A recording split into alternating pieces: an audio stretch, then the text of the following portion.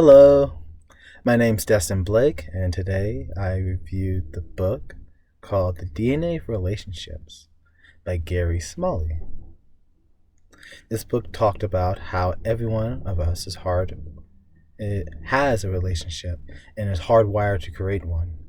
He described it that even in our dreams, we dream about our past, present, and future relationship or the future relationship that we want with someone.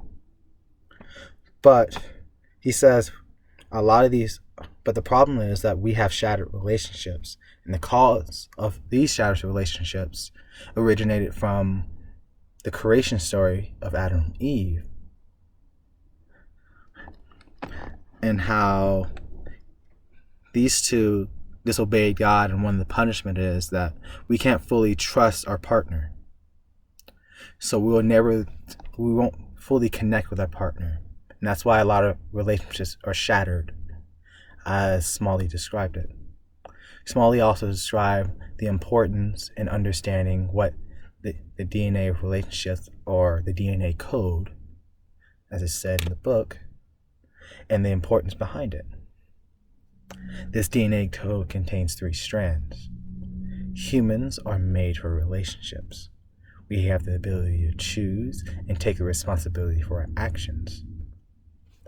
What this means is that we have the ability to choose who we want to be with, and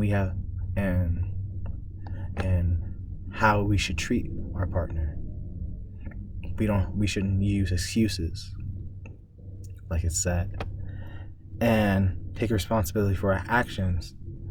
He basically described that we shouldn't play the blame game a lot, because that doesn't solve anything. That could cause, for example, cause a relationship to fail with a spouse, partner, etc. One of my favorite quotes from this book is that don't expect the other person to be your solution. In other words, don't go looking for a relationship or for a partner to solve your problems, because as he described it, only you can solve your problem. And this is a very spiritual book, and so he said the most important relationship is the relationship we should have with God. If we don't have a relationship with God, all of our relationships will fail. And my assessment of this book, I see it as a gem in a sea of misinformation, because it helped me better understand the cause of my failed relationships. It showed me how, in some instances, how I even messed up, and I didn't even see it that way at first. It showed me that even if it seems so bleak and it's destined to fail, even it can be a 180, as shown in some of the examples in the beginning of the book. How a couple loathe one another, and their child basically prayed and wrote a letter saying, please don't break up. And after their study, the couple stayed together.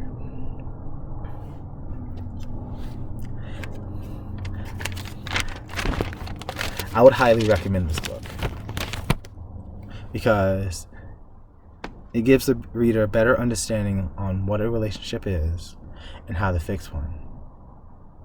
Also, I like how spiritually heavy this book is, because I'm a spiritually heavy person. And it allows me to better have a relationship with my lifestyle. Even though it may not be for everyone, because not everyone's spiritual, but I feel like they should at least give it a chance to see if it's even for them. Like he said before, the first relationship we need is the one with God. If we don't have a relationship with God, any other relationship will fail. Thank you for listening to my report. Have a nice day.